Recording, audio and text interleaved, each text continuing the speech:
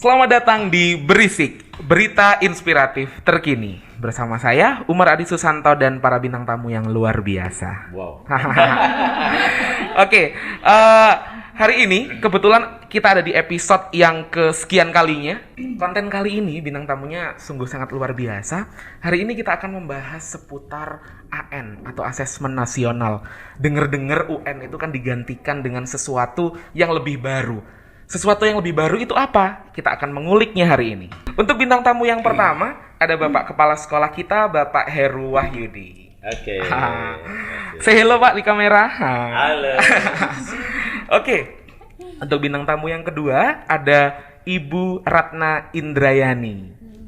Say hello Ibu. Nah, ini fansnya banyak sekali. Ratnalisius ya Bu namanya, fannya ya. Oke, bintang tamu yang terakhir, ada yang paling senior ini di BK.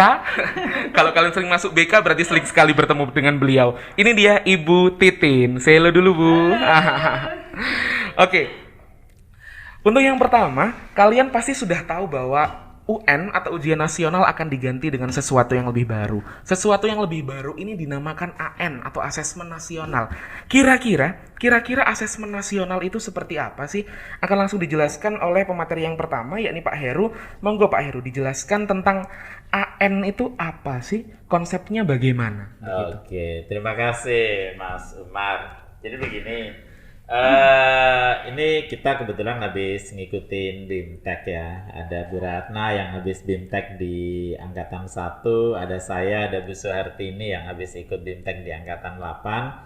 Nah, hari ini kita mau pengimbasan ini ceritanya Mas Umar. BIMTEK itu apa sih Pak? BIMTEK itu bimbingan teknis. Oke, Nah, bimbingan kebetulan teknis. ini lagi topiknya AN, yaitu Asesmen Nasional. Kita memang ingin untuk pengimbasannya kita kemas dalam podcast, yaitu untuk andalannya programnya Sniper SMMP Jember.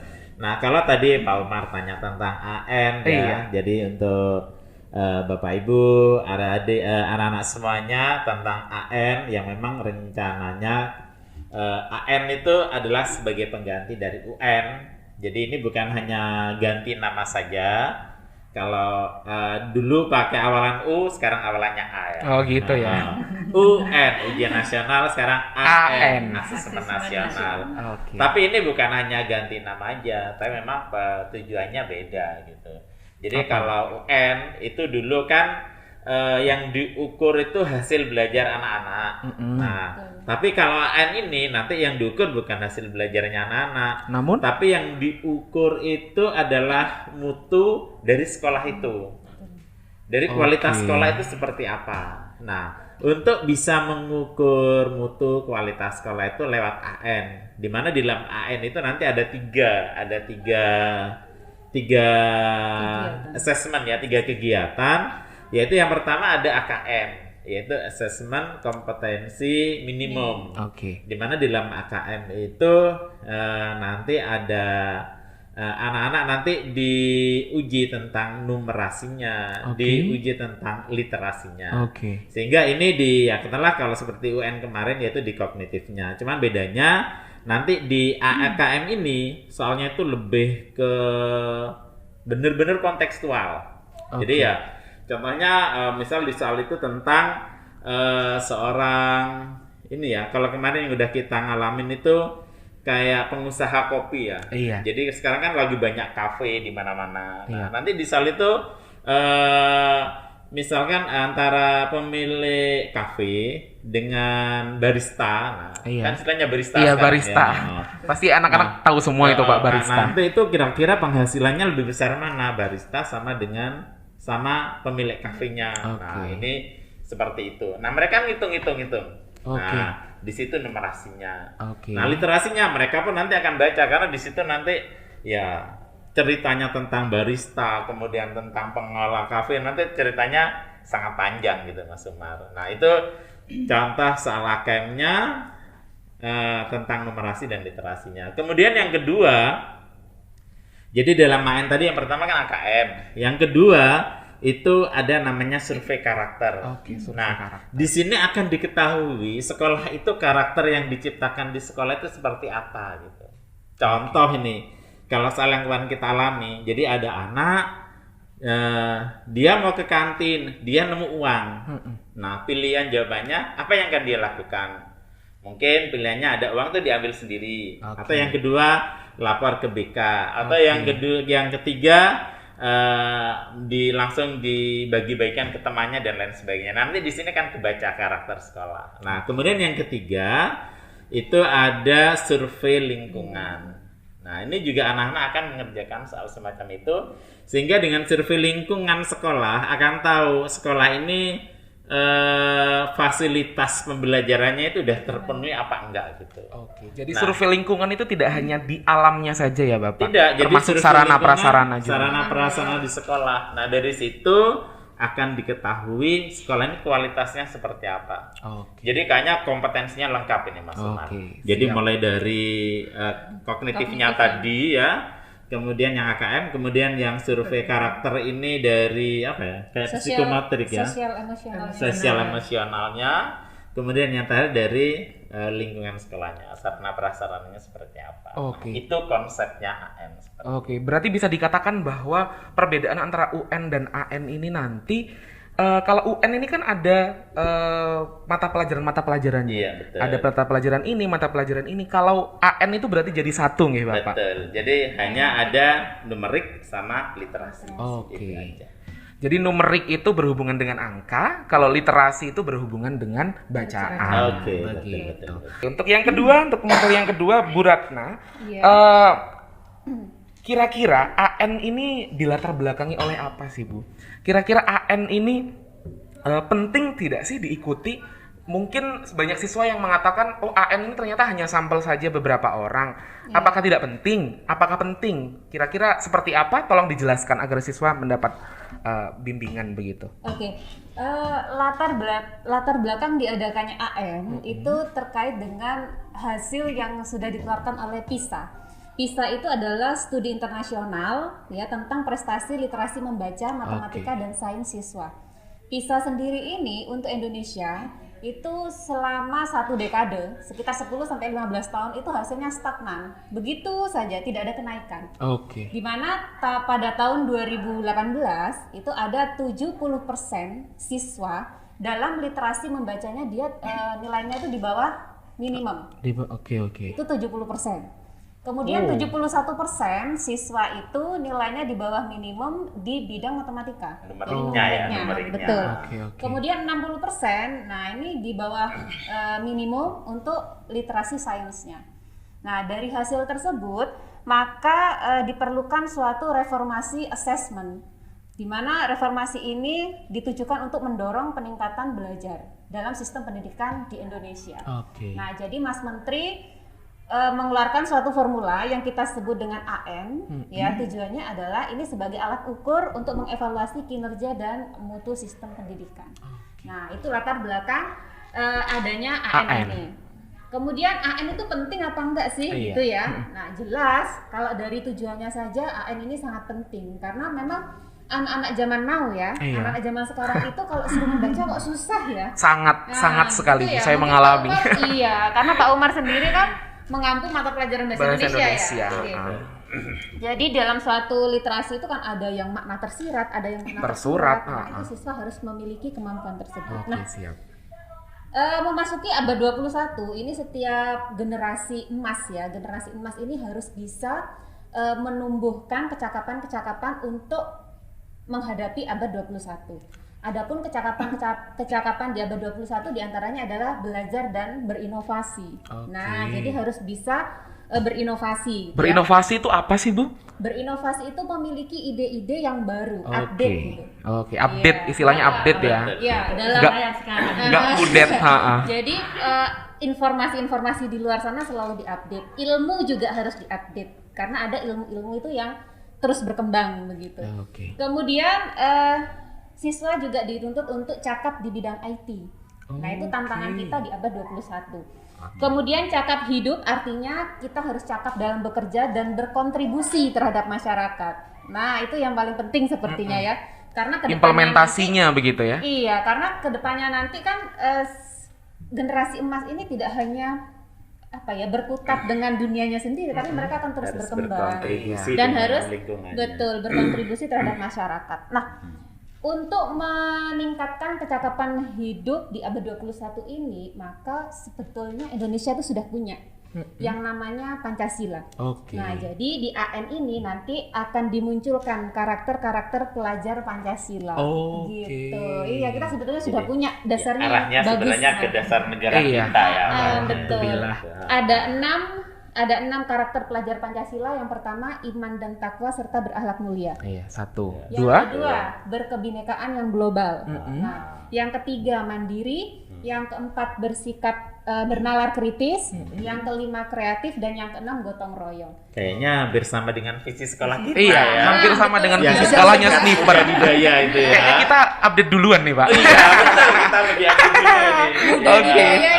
Muda Didaya itu sudah ada di karakter Iya, pelajar karakter Pancasila. Pancasila. Nggak salah ya kita. Nggak salah berarti. Kenapa sih Sniper. Jadi selain kita nanti bisa memiliki kecakapan hidup di abad 21, AN ini juga bisa membentuk karakter siswa sesuai dengan dasar negara kita itu Pancasila. Oke, siap-siap. Jadi AN ini sangat-sangat penting begitu ya, Bu? Betul sekali, Jadi sangat semua warga sekolah harus ikut juga. Oke, saya mau kembali ke Pak Heru sebentar. Iya. Mungkin tadi lupa menjelaskan siapa saja sih yang akan mengikuti AN ini?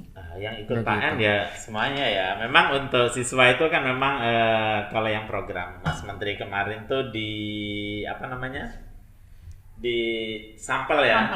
Sampel ya. Kemarin tuh kan kita Sampel programnya dari Mas seaca. Menteri itu 45 ya. Per sekolah 45. Per sekolah Iya. 45. Itu Tergantung kemarin. kalau jumlah siswanya 1 ya semuanya. Oh gitu.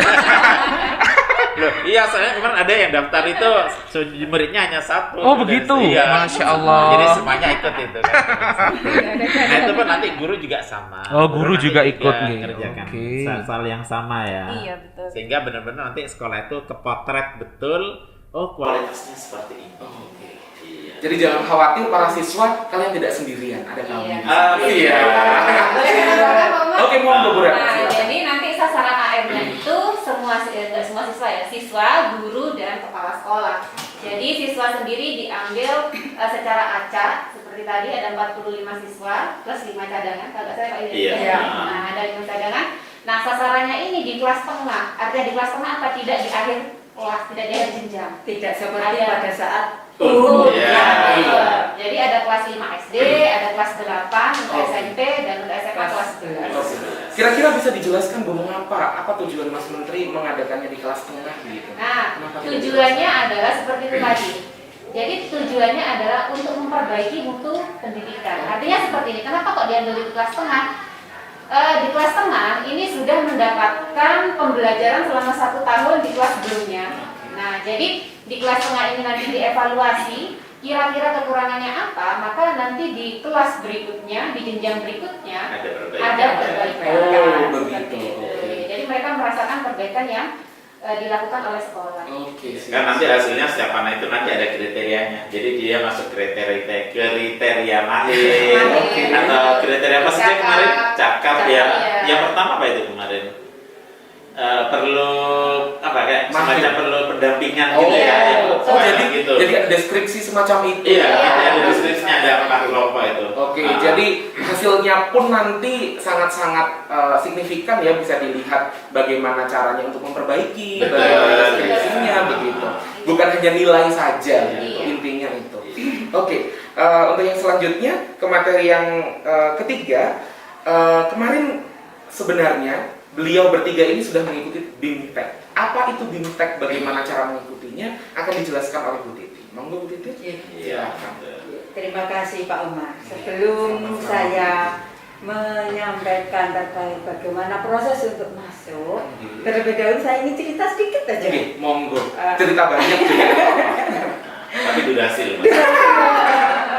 Ini awal saya itu memang mempunyai keinginan ya untuk mengikuti guru pembelajar ini. Setelah ada pemberitahuan dari Bu Ratna, Bu, ayo ikut ini gitu ya.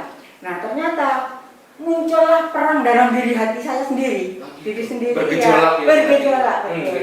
Nah, yang gejolaknya itu apa? Satu, karena saya kurang paham TI. Ya.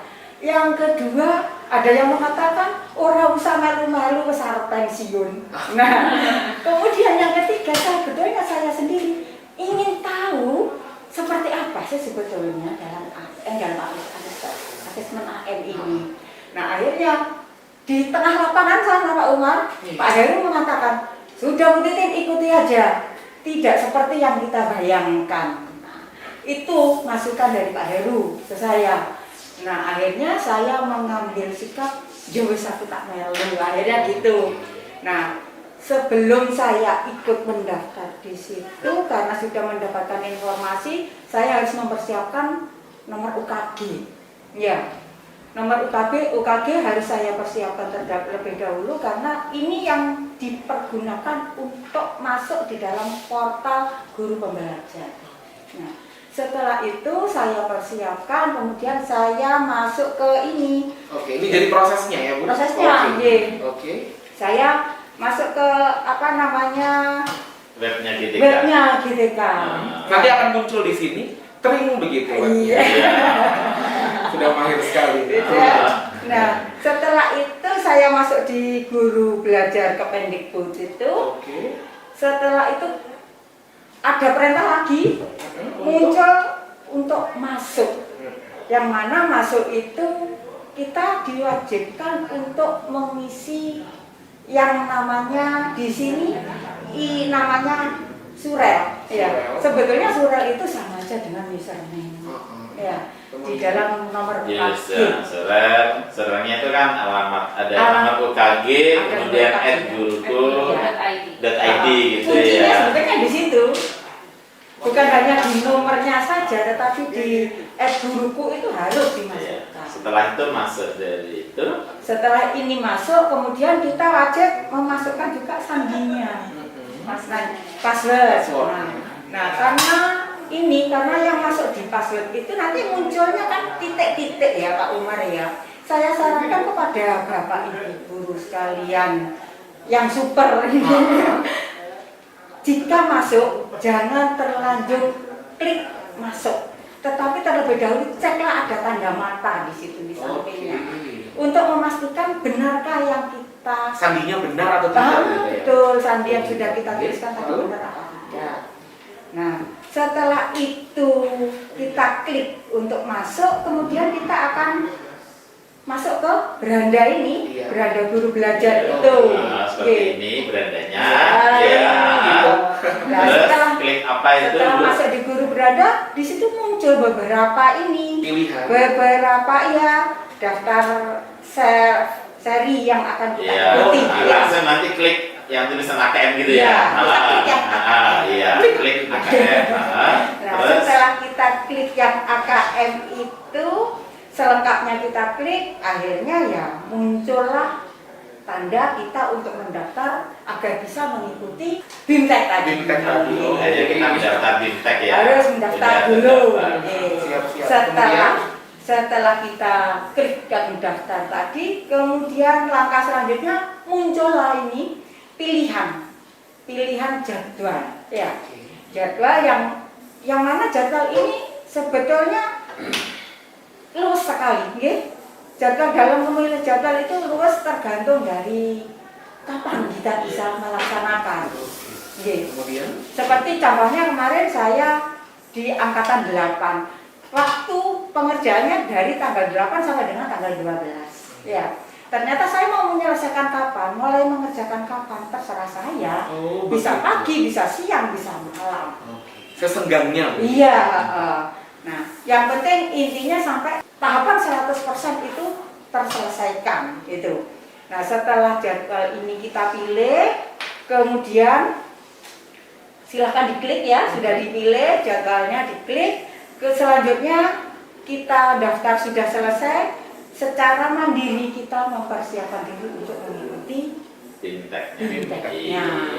Nah, dalam pelaksanaan BIMTEK itu insya Allah di dalam situ nanti kita akan diminta untuk menyelesaikan kurang lebih itu ada 45 step yang harus kita selesaikan. Dalam masing-masing stepnya itu ada beberapa topik di dalam masing-masing topik itu ada yang namanya kuis, ada juga refleksi. Nah, refleksi di sini berupa curahan hati kita selama kita mengikuti BIMTEK. Oh, gitu. Jadi dari refleksi itu mungkin saya sedikit nambahkan. Misalkan materinya tentang numerik ya. Nah, nanti setelah kita baca ya materinya apa. Nah, refleksinya itu apa yang didapatkan dari apa yang sudah dipelajari tadi. Nah, jadi ya resumnya ya Bu Ratna ya. Jadi resumnya nanti ditulis ada memang disediakan kolom khusus di situ. Nah, baru nanti kita bisa melanjutkan ke tahap berikutnya.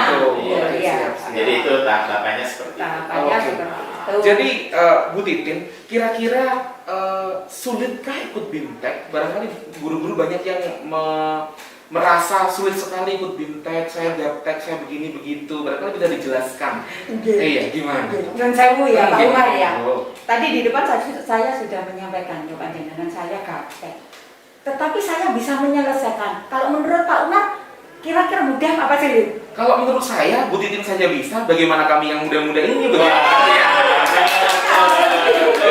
Bu Titin ini bisa dibilang sangat senior di sini karena beliau juga mulai dari tahun 80-an gitu. Iya, di sini. Jadi sudah senior sekali. Beliau saja yang sesenior ini bisa menyelesaikan BIMTEK dan semangat sekali. Berarti gampang loh. Gampang berarti. Jadi kalau dibanding sama ini ya, ilmu yang kita dapatkan dengan apa yang kita lakukan itu lebih banyak ilmu yang didapatkan. Betul sekali. Karena Tidak ada gampang banget gampang. Karena janjinya Tuhan kan tidak ada hasil yang mengkhianati usaha. Betul. Itu loh Pak Umar, itu kan bikinnya seminggu ya. Saya itu sehari itu udah dapat 80% loh Pak Umar. Karena ya bagi kita itu, bagi yang udah bisa ini ya, bisa ini kayaknya udah sih kita memahaminya, tinggal klik habis kita baca kita paham. Misal ada di sini ada menu, kalau ingin lebih memperluas klik, tinggal kita klik linknya, udah banyak bacaan materi. Gitu. Jadi gampang banget, gampang sekali begitu. Iya. Jadi bagi Bapak Ibu guru, ini biar ilmunya lebih upgrade ya, saran saya ikut aja. Dicoba. Karena kalau yang kita sampaikan tadi ya mungkin terbatas sih, kita nggak menyampaikan secara keseluruhannya. Apalagi karena nanti disitu kalau kita udah bagaimana kita buat soal ya, soal yang literasi bahasa Indonesia, bagaimana kita buat soal yang numerasi matematikanya. Nah dari situ nanti cara ngajar kita itu akan berubah. Oh begitu. Iya, jadi memang tujuannya AN ini nanti setelah kita ikut AN pasti nanti cara pembelajaran kita akan berubah karena kita arahnya sudah bukan ke arah konten ya. Konten bukan. Tapi kita lebih ke arah yang lebih global lagi. Jadi nggak hanya kontennya saja. Itu tadi penjelasan yang sangat lengkap dan sangat informatif dari bintang tamu kita pada hari ini tentang AN, Asesmen Nasional. Untuk para siswa juga jangan lupa dipersiapkan karena kami pun juga menyiapkan. Untuk Bapak Ibu guru jangan lupa ikut BIMTEK-nya karena ini mudah dan manfaatnya banyak sekali. Itu saja mungkin podcast kita hari ini. Sampai jumpa di berisik selanjutnya. Assalamualaikum warahmatullahi wabarakatuh. Waalaikumsalam warahmatullahi wabarakatuh.